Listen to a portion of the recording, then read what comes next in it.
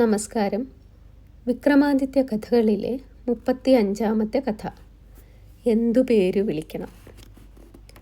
വേതാളം വീണ്ടും കഥ പറഞ്ഞു. അല്ലയോ മഹാപ്രഭു, പണ്ട് ദക്ഷിണ ഭാരതത്തിൽ ധർമ്മപുരി എന്ന ദേശത്ത് മഹാബലൻ എന്നൊരു രാജാവുണ്ടായിരുന്നു. ഒരു ദിവസം അയൽ രാജ്യത്തെ ശക്തനായ രാജാവ് ഒരു വമ്പിച്ച സൈന്യവുമായി അദ്ദേഹത്തിൻ്റെ സൈന്യത്തെ ആക്രമിച്ചു. ചെറുത്തു നിൽക്കാൻ യാതൊരു മാർഗവും കാണാതെ മഹാബലൻ തൻ്റെ രാജ്ഞിയോടും പുത്രിയോടും ഒന്നിച്ച് രാത്രി സമയം കാട്ടിലേക്ക് പലായനം ചെയ്തു. കാട്ടിലൂടെ വളരെ ദൂരം സഞ്ചരിച്ച പ്രഭാതത്തോടുകൂടി അവർ ഒരു ഗ്രാമപ്രാന്തത്തിൽ വന്നു ചേർന്നു. അനന്തരം രാജ്ഞിയെയും പുത്രിയെയും ഒരു വൃക്ഷത്തിൻ്റെ ചുവട്ടിലിരുത്തിയ ശേഷം രാജാവ് അവർക്ക് ആഹാരത്തിന് എന്തെങ്കിലും വക തേടാമെന്ന ഉദ്ദേശത്തോടുകൂടി ഗ്രാമത്തിനുള്ളിലേക്ക് കടന്നു. അധിക ദൂരം പോകുന്നതിന് മുമ്പായി ആയുധപാണികളായ ഒരു സംഘം മലവേടന്മാർ അദ്ദേഹത്തെ കടന്നാക്രമിച്ചു. അവരിലൊരുവൻ മൂർച്ചയേറിയ ഒരു അമ്പ് പ്രയോഗിച്ച് രാജാവിൻ്റെ ശിരസ് ഗളത്തിൽ നിന്നും ദൂരെ തെറിപ്പിച്ചു. വളരെ നേരം കാത്തിരുന്നിട്ടും രാജാവിനെ കാണാത്തതിൽ അതീവ സംഭ്രാന്തരായി തീർന്ന രാജ്ഞിയും രാജകുമാരിയും അവിടെ നിന്ന് എഴുന്നേറ്റ് രാജാവിനെ തിരക്കി നടകൊണ്ടു. ഗ്രാമാതിർത്തിയിൽ ചുടുനിണത്തിൽ കുളിച്ചു കിടന്നിരുന്ന രാജാവിൻ്റെ ശിരസ് കണ്ട് അവർ മാറത്തടിച്ച് നിലവിളിച്ചുകൊണ്ട് എങ്ങോട്ടെന്നില്ലാതെ കാനനാന്തർ ഭാഗത്തൂടെ നടകൊണ്ടു.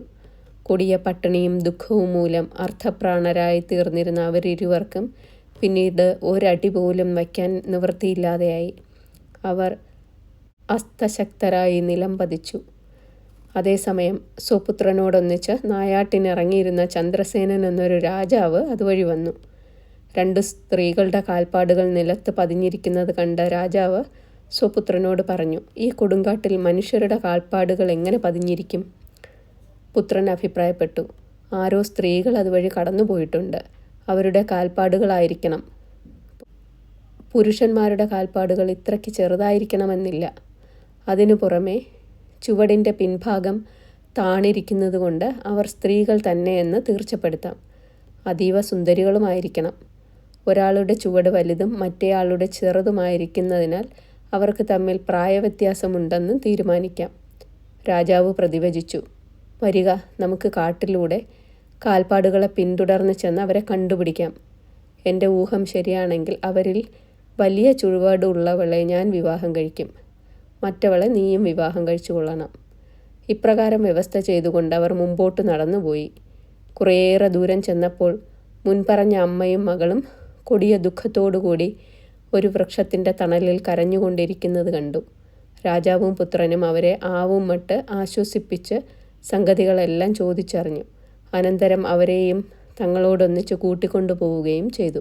ഒടുവിൽ വ്യവസ്ഥ അനുസരിച്ച് വലിയ പാദമുള്ള രാജകുമാരിയെ രാജാവും ചെറിയ പാദമുള്ള രാജ്ഞിയെ രാജകുമാരനും വിവാഹം കഴിക്കേണ്ടി വന്നു. കാലക്രമത്തിൽ അമ്മയും മകളും ഏകകാലത്ത് ഗർഭം ധരിച്ച് ഓരോ ആൺകുട്ടികളെ പ്രസവിച്ചു. ഇത്രയും കഥാഭാഗങ്ങൾ പറഞ്ഞതിന് ശേഷം വേതാളം ചോദിച്ചു, അല്ലയോ പ്രഭു, ആ കുട്ടികൾ തമ്മിലുള്ള ബന്ധം എന്തായിരിക്കും? അവർ പരസ്പരം എന്തു വിളിക്കും? ഈ ചോദ്യത്തിന് എന്താണ് ഉത്തരം പറയേണ്ടതെന്നറിയാതെ വിക്രമാദിത്യൻ മൗനം അവലംബിച്ചു നിന്നു.